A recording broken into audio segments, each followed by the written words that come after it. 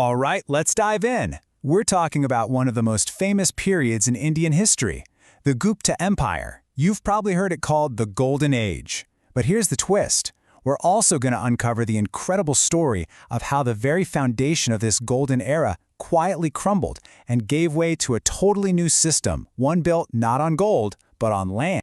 Which brings us to the big questions, right?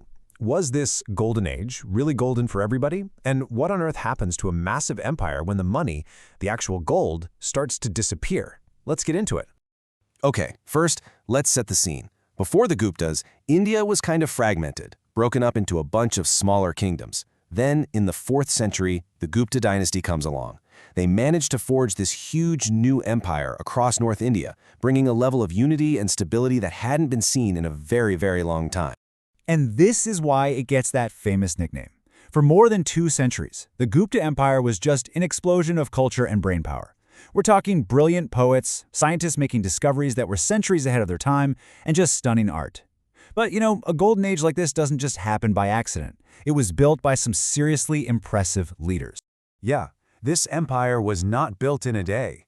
It was the work of a few incredibly effective rulers who didn't just conquer territory, they actually innovated a whole new and much more decentralized way to run a massive and incredibly diverse empire. So let's meet the big three. First up, you've got Chandra Gupta I. He's really the guy who gets the dynasty off the ground, using a really smart marriage to lock down his power. Then comes his son, Samudra Gupta, a total military genius who just massively expands the empire's borders. And then his grandson, Chandra Gupta II, you might know him as Vikramaditya. He's the one who locks it all down and oversees the absolute peak of its cultural power. Now, this is a really crucial point. Look at the difference here. The old way of doing things, the Mauryan model, was super rigid, very top-down. Samudra Gupta was smart enough to realize that that just wouldn't work for an empire this big. So he came up with a much more practical, decentralized system.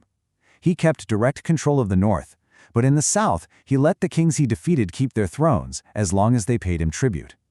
It was basically a franchise model for running an empire. Pretty brilliant, actually.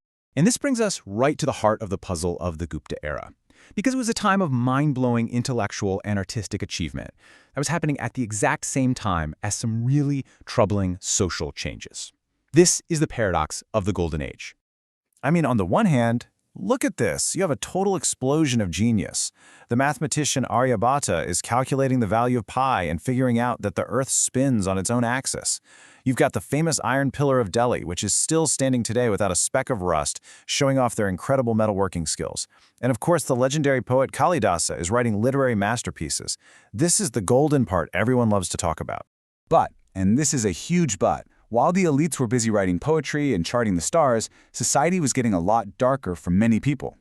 The caste system became incredibly strict. The whole concept of untouchability shows up for the very first time. And for women, it was a time of major decline, as their rights, like owning property, were taken away. So the big takeaway here is pretty stark. The Golden Age was absolutely golden, but maybe only if you were at the very top. So you've got this glittering culture on one side, but a society that's under some serious strain. And that strain wasn't just social, it was economic. Constant wars, especially against invaders like the Hunas, were draining the imperial treasury. So, when the cash starts getting tight, how do you keep the whole thing running? Well, the answer is in how they started paying their most important officials. It all comes down to this one key idea, something called an Agrahara. The concept was simple. Instead of giving an official or a temple a salary in cash, the king would just grant them a big chunk of land. But here's the kicker. It wasn't just the land itself. It was the right to collect all the taxes from it. And, even more importantly, it often came with the power to act as the local administrator and judge over everyone living there.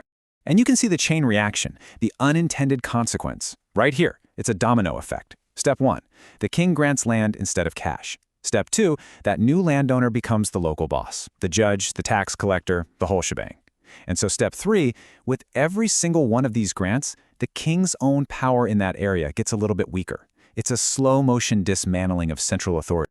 So where did this all lead? Well, after the Gupta Empire finally fell, a new ruler named Harshavardhana managed to pull North India back together for a little while. But he wasn't ruling the same kind of empire. By his time, those trends that started with the Guptas had kicked into high gear, creating a new, much more feudal system.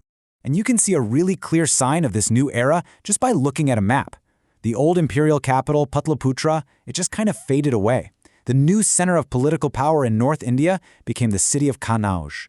And this wasn't just a change of address, it was a sign that the very nature of power itself had changed. You don't have to just take my word for it. We have these incredible first-hand accounts from two Chinese travelers who visited India centuries apart. In the Gupta era, a traveler named Fa Hien wrote about how peaceful and safe the empire was. But fast forward a couple of centuries to Harsha's reign, and the traveler Xuanzang had a very different experience. He was actually robbed by bandits. He wrote about a decline in safety and saw that many of the once great cities were decaying. The difference is just night and day. So by Harsha's time, the whole system had tipped over. That idea of paying people with land, that was now the standard way of doing business. The whole economy shifted away from big trade routes and cash, becoming much more focused on local villages and farming. And all this created a new, powerful class of local landholders, the Samantas, who are basically feudal lords. Okay, so that was a huge 350-year transformation. How can we wrap our heads around it? Well, there's a simple modern analogy that makes it all click into place perfectly. Think of the early Mauryan Empire like a giant, tightly controlled corporation.